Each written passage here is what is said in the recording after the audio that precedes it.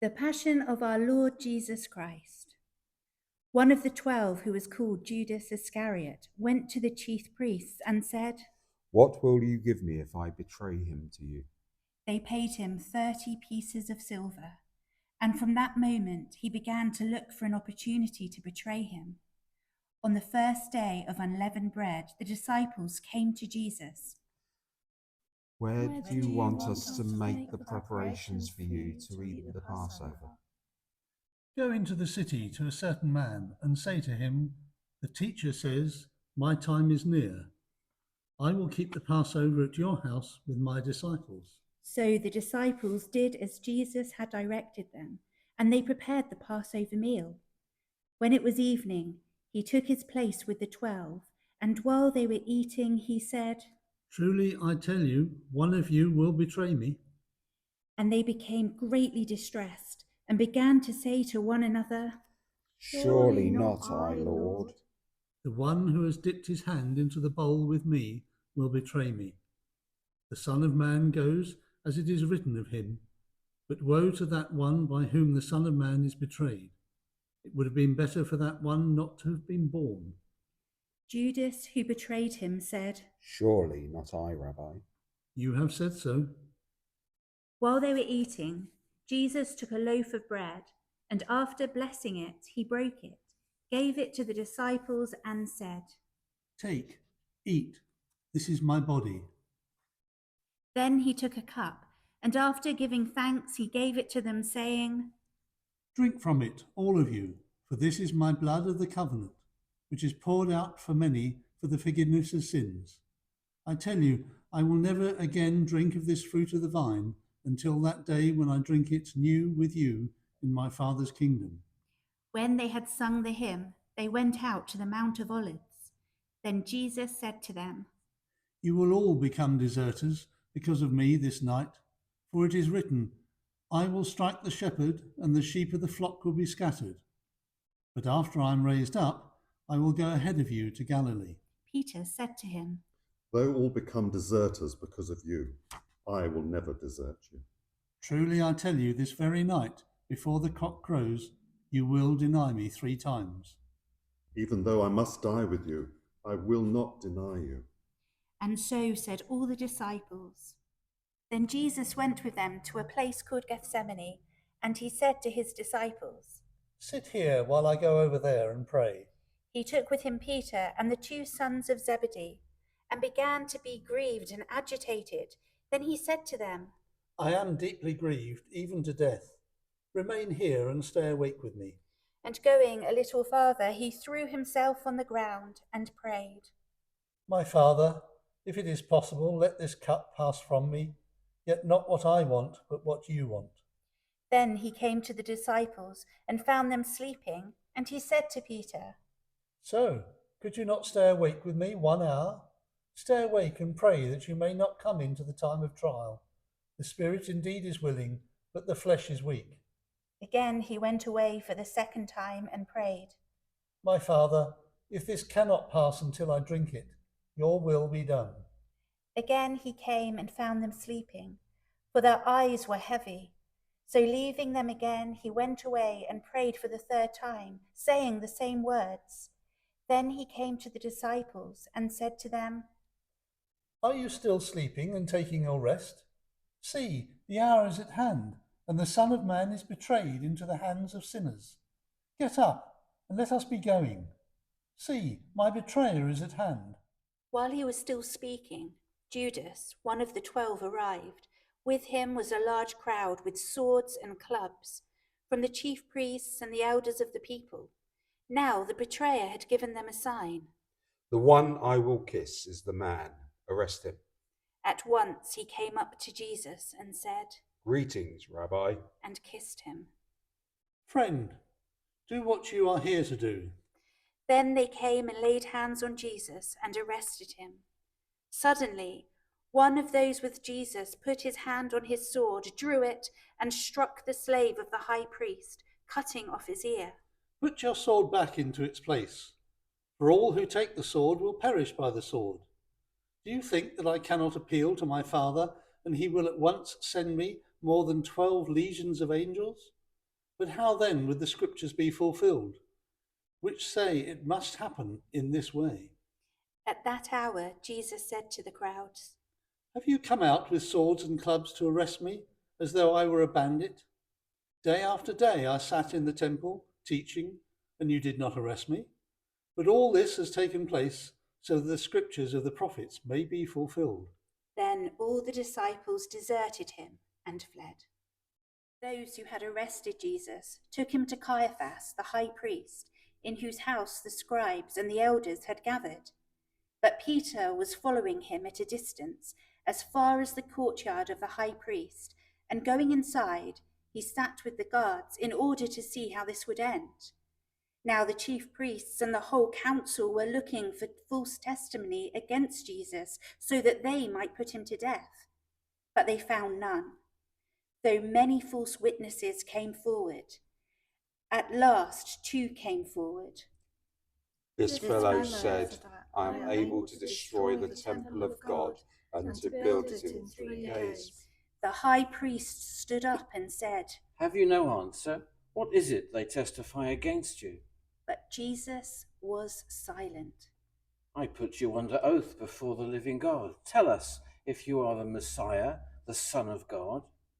You have said so, but I tell you, from now on you will see the Son of Man seated at the right hand of power and coming on the clouds of heaven. Then the high priest tore his clothes and said, He has blasphemed. Why do we still need witnesses?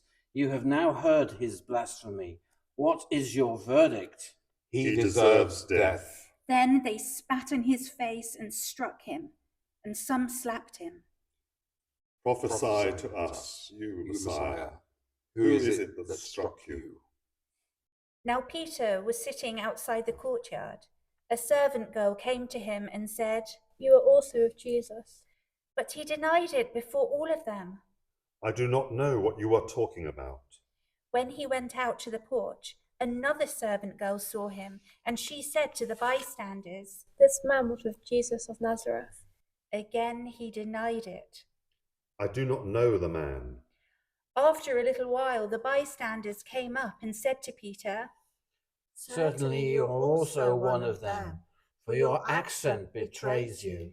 Then he began to curse, and he swore an oath. I do not know the man. At that moment, the cock crowed. Then Peter remembered what Jesus had said. Before the cock crows, you will deny me 3 times. And he went away and wept bitterly. When morning came, all the chief priests and the elders of the people conferred together against Jesus in order to bring about his death. They bound him, led him away, and handed him over to Pilate, the governor. When Judas, his betrayer, saw that Jesus was condemned, he repented and brought back the 30 pieces of silver to the chief priests and the elders. I have sinned by betraying innocent blood. What is that to us? See to it yourself. Throwing down the pieces of silver in the temple, he departed, and he went and hanged himself. But the chief priests, taking the pieces of silver, said, It is not lawful to put them into the treasury, since they are blood money. After conferring together, they used them to buy the potter's field as a place to bury foreigners. For this reason, that field has been called the field of blood to this day. Then was fulfilled what had been spoken through the prophet Jeremiah, and they took the 30 pieces of silver, the price of the one on whom a price had been set, on whom some of the people of Israel had set a price, and they gave them for the potter's field, as the Lord commanded me. Now Jesus stood before the governor, and the governor asked him, Are you the king of the Jews? You say so. But when he was accused by the chief priests and elders, he did not answer. Then Pilate said to him, Do you not hear how many accusations they make against you? But he gave him no answer, not even to a single charge, so that the governor was greatly amazed. Now, at the festival, the governor was accustomed to release a prisoner for the crowd, anyone whom they wanted. At that time, they had a notorious prisoner called Jesus Barabbas. So after they had gathered, Pilate said to them, "Whom do you want me to release for you? Jesus Barabbas or Jesus who is called the Messiah?" for he realized that it was out of jealousy that they had handed him over. While he was sitting on the judgment seat, his wife sent a word to him. "Have nothing to do with that innocent man, for today I have suffered a great deal because of a dream about him." Now the chief priests and the elders persuaded the crowd to ask for Barabbas and to have Jesus killed. The governor again said to them, "Which of the two do you want me to release for you?" Barabbas! "Then what should I do with Jesus who is called the Messiah?" Let him be crucified. "Why? What evil has he done?" Let him be crucified. So when Pilate saw that he could do nothing, but rather that a riot was beginning, he took some water and washed his hands before the crowd. "I am innocent of this man's blood. See to it yourselves." His blood be on us and on our children. So he released Barabbas for them, and after flogging Jesus, he handed him over to be crucified. Then the soldiers of the governor took Jesus into the governor's headquarters, and they gathered the whole cohort around him. They stripped him and put a scarlet robe on him, and after twisting some thorns into a crown, they put it onto his head. They put a reed in his right hand and knelt before him and mocked him. "Hail, King of the Jews!" They spat on him and took the reed and struck him on the head. After mocking him, they stripped him of the robe and put his own clothes on him. Then they led him away to crucify him. As they went out, they came upon a man from Cyrene named Simon. They compelled this man to carry his cross. And when they came to a place called Golgotha, which means the place of the skull, they offered him wine to drink, mixed with gall. And when he tasted it, he would not drink it. And when they had crucified him, they divided his clothes amongst themselves by casting lots. Then they sat down there and kept watch over him. Over his head they put the charge against him, which read, "This is Jesus, the King of the Jews." Then the two bandits were crucified with him, one on his right and one on his left. Those who passed by mocked him, and they shook their heads. "You who would destroy the temple and build it in 3 days, save yourself. If you are the Son of God, come down from the cross." In the same way, the chief priests also, along with the scribes and the elders, were mocking him. He saved others. He cannot save himself. He is the King of Israel. Let him come down from the cross now, and we will believe in him. He trusts in God. Let God deliver him now, if he wants to. For he said, "I am God's son." The bandits who were crucified with him also taunted him in the same way. From noon on, darkness came over the whole land until 3 p.m. At about 3 o'clock, Jesus cried with a loud voice, Eli, Eli, lema sabachthani. that is, my God, why have you forsaken me?" When some of the bystanders heard it, they said, "This man is calling for Elijah." At once one of them ran and got a sponge, filled it with sour wine, put it on a stick, and gave it to him to drink.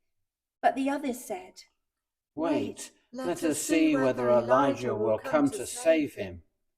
Then Jesus cried out again with a loud voice and breathed his last.